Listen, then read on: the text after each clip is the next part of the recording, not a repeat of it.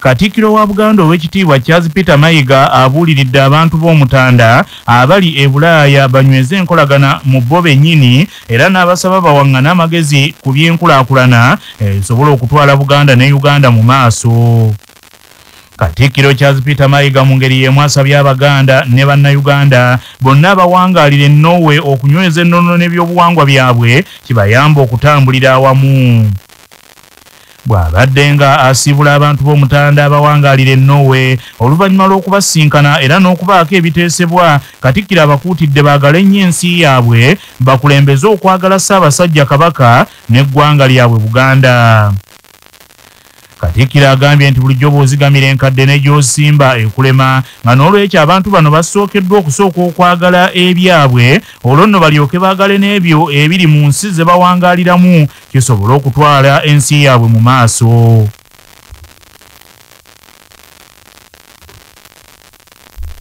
Okusooka neebaza abateesiteesi abaami ba Kabaka abatwala kitundu kino okusobola okukola enteekateeka okutukyaza wano.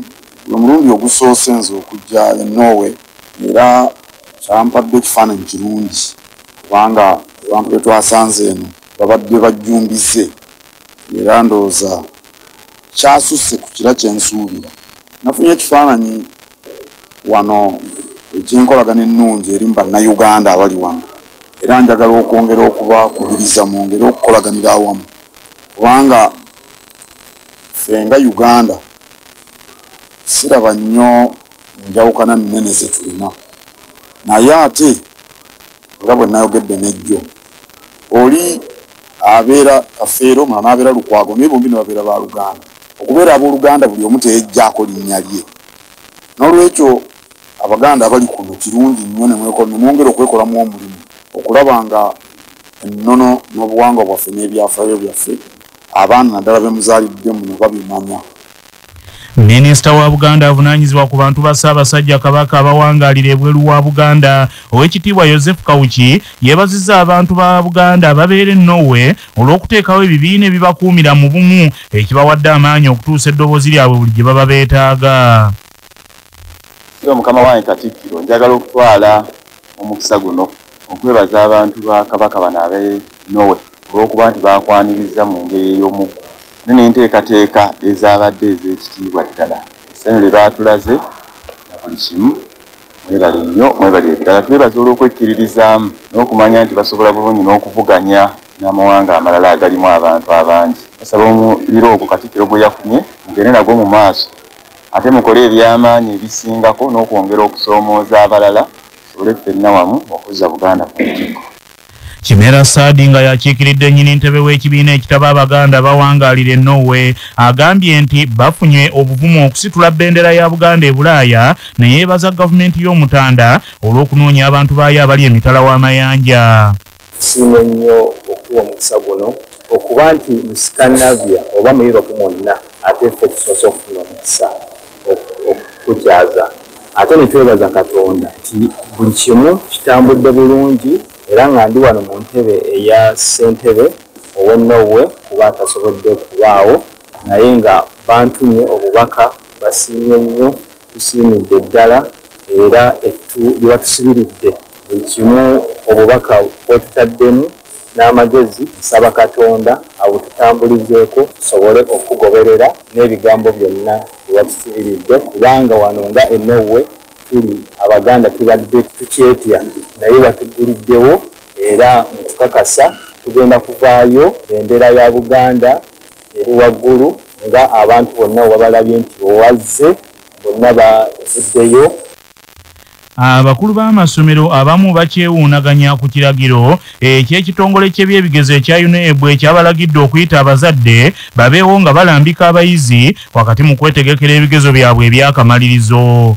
UNEB ng'eyita mu mukungu atwala ebigezo ebya senior James Tulyatemba yalagidde amasomero gatuuze wamu abasomesa abazadde n'abayizi mu kubalambika nga beetegekera ebigezo ebisembayo. Kati waliwo ebintu abazadde bye batamanyi ebikwatagana n'okukopa ebigezo. For example, tugamba nti omwana bw'akopa ku munne oyo akkiriza nti bamukope n'oyo akopye bonna tukola ki tubisazaamu. Kati omuzadde yagenda kusasula school fees bw'obanga bamusazizaamu ebigezo ebyo kati omuzadde yafiirwa naye abadde nga takimanyi tokopa kubi. So that's why I want to bring them inside the briefing so that they can also be part of the briefing. So that where there could have been a problem, they actually be part of the solution. Nga bagamba temukola kino. Wabula abakulira amasomero bagamba nti weewaawo enteekateeka eno yandibadde nnungi naye abazadde ebiseera ebisinga bwe bayitibwa ku masomero tebalinnyayo yadde ekigere. Omukungu Kironde Mayiga akulira ekibiina ekitaba abatandisi b'amasomero agambye nti abazadde abasinga obungi tebafaayo na kumanya bikwata ku baana baabwe. Ensonga nnyingi ezitambulirako abazadde okugeza abazadde tebawa baana bikozesebwa mu biseera eby'ebibuuzo ne twesanga nga olw'okuba tebamanyi kigenda mu maaso newaba okutaataaganizibwa. Abazadde nabo olumu tebamanyi nti w'otasasula school fees tokkirizibwa kuwandiikisibwa mwana akola bibuuzo. So kati we tubayita ne tutambulira wamu nabo ndowooza uneb yakoze kirungi. Okutwaliza wamu tujja kuba n'okusoomoozebwa kunene kubanga abazadde abamu tebettanira nkiiko z'amasomero naye tujja kukola ekisoboka kubanga kirabika nti kijja kutuyamba okuba nga tutereeza omulimu guno n'okulaba abaana nga bali wamu n'abazadde baabwe. Patrick Kaboya akulira ekibiina ekitaba abakulembeze b'amasomero ag'obwannannyini mu Kampala agambye nti amasomero galowooze okuteekawo enkola gamba ng'eya Zoom eri abazadde. Waliwo omukutu gwa Zoom. Buli muzadde alina smartphone abasinga bwe baba basobola kufuna omukutu ne baba nti briefing bajja attendinga. Ekyokubiri abasobola okujja ne beetuukira kubanga ebyenjigiriza ekituufu bitambulira ku masiga asatu: omwana, omuzadde n'omusomesa. Naye ate ebiseera ebisinga nti omuzadde ono olutajumbira ate bwe buzibu bwe tulina naye yenkola ejja baagaza ebyensoma by'abaana baabwe. N'ate bwe tugenda mu maaso awo ewali curriculum empya tuufu nti okutegeera curriculum empya buli muntu alina kubeera ku mugendo nga tewali alekeddwa emabega n'olwekyo omuzadde alina okwenyigiramu.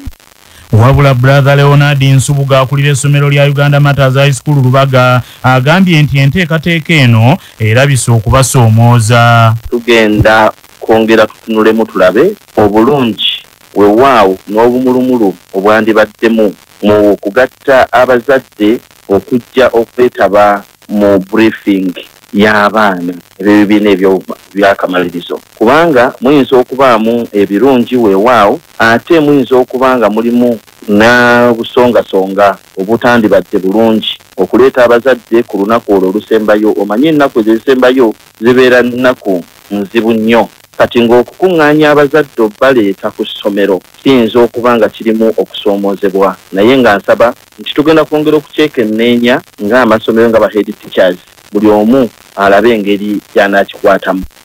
Abayizi abasini ey'okuna bakuweebwa okulambikibwa okukulembera okutandika ebigezo byabwe ebyakamalirizo nga 14 omwezi ogw'ekkumi olwo batandika okubiwandiika mu butongole nga 18 ogw'ekkumi babimalirize nga 18 ogw'ekkumi n'ogumu.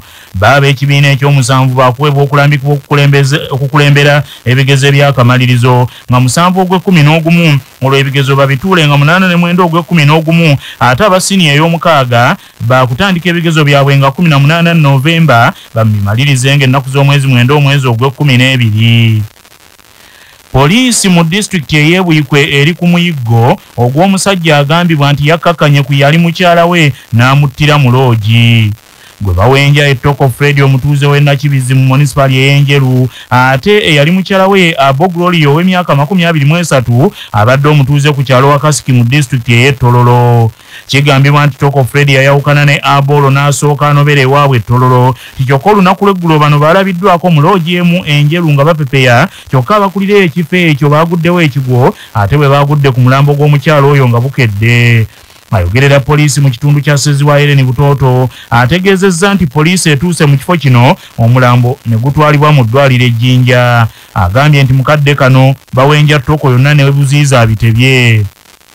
Abo Gloria bamusanze nga agalamidde nga mufu mu luumu namba 2 mu Smart Bar ne lodge esangibwa ebiziika mu Njeru ssaawa ez'okumakya. Okusinziira ku mawulire agafuniddwa ku kyalo gagamba nti omugenzi abadde n'omwana omu mu mwami ono Toko Fred ate baali bayawukana okusinziira ku butakkaanya bwe baali bayina. Abafumbo bano babadde bagezaako okuddingana. Manya obubona obuddo obw'eddembe lyo tonyigirizibwa, ddembe lyo ery'obwebange. Omukozesa alina eddembe okusazaamu endagaano ey'omukozi eyeebulankanya ku mulimu nga munnamateeka Majerani Kazibwe bw'annyonnyola.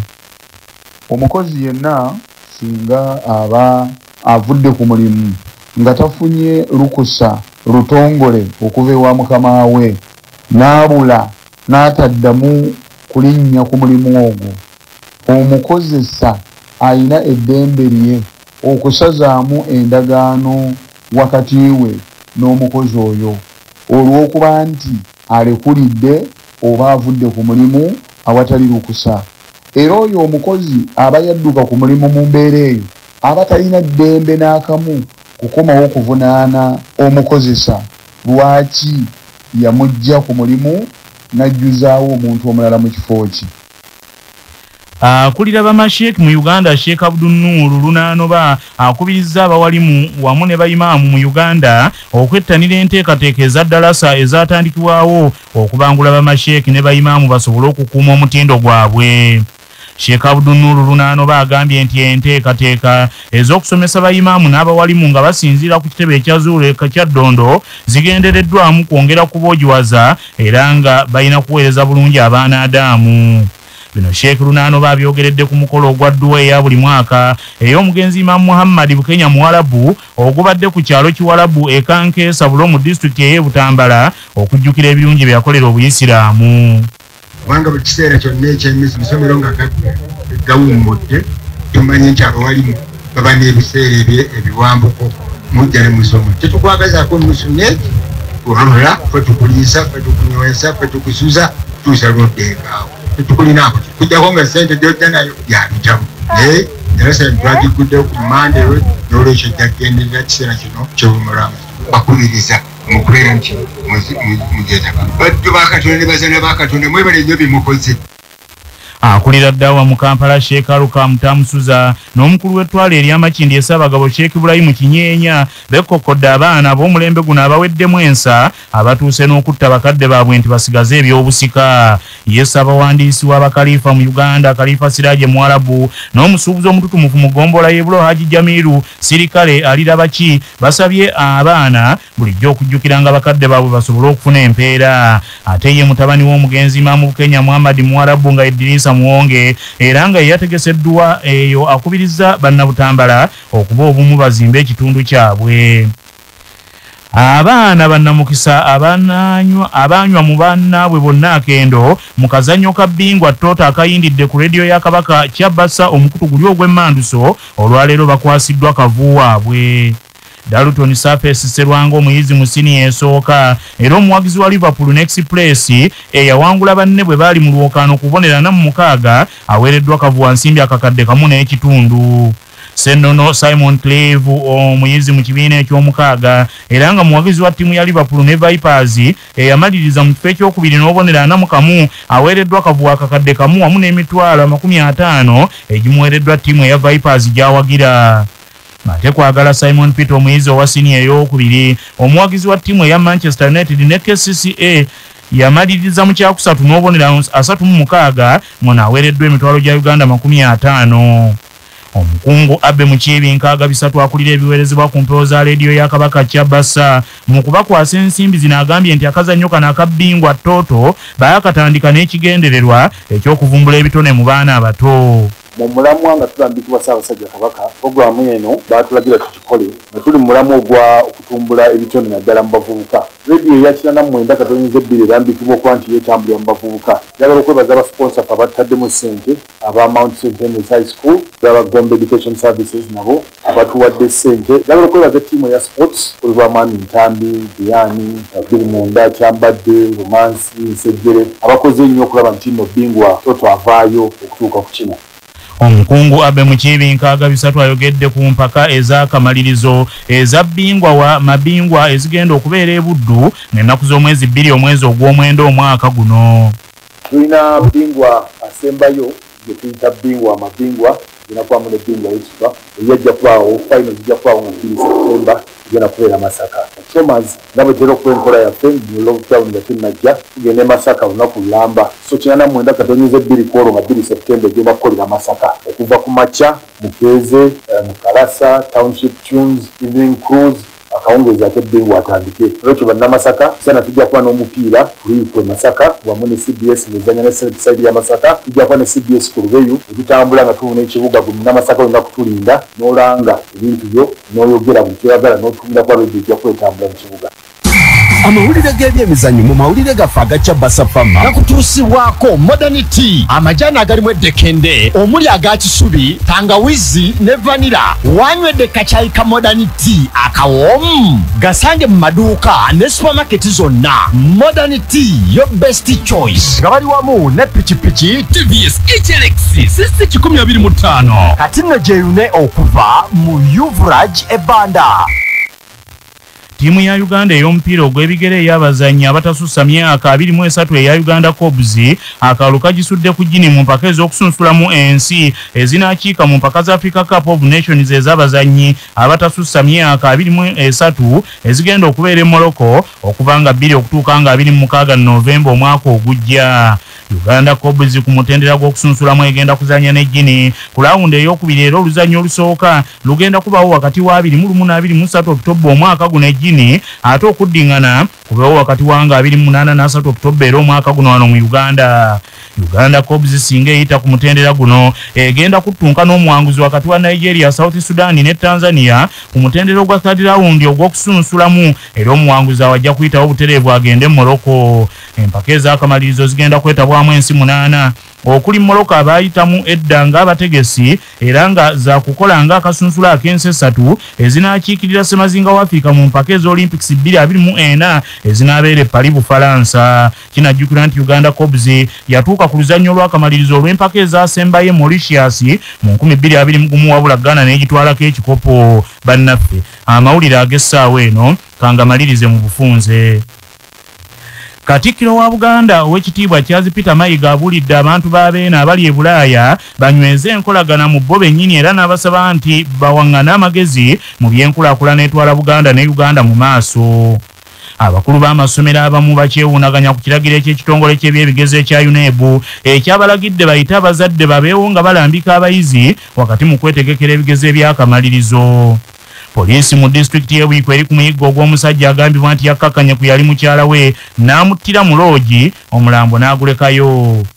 Abaana bannamukisa abanywa mu bannaabwe bonna akendo mu kazannyo ka Bingwa Toto akayindidde ku leediyo ya Kabaka eno Ssabasajja ensajja omukutu guli ogwa 49/2 Emmanduso olwaleero bakwasiddwa akavuyo waabwe okuva eri leediyo ya Kabaka nga ebawadde obutitimbe bw'ensimbi. Bannaffe amawulire ag'essaawa eno bwe gatyo bwe gagenze tova ku laadiyo ey'obujjajja.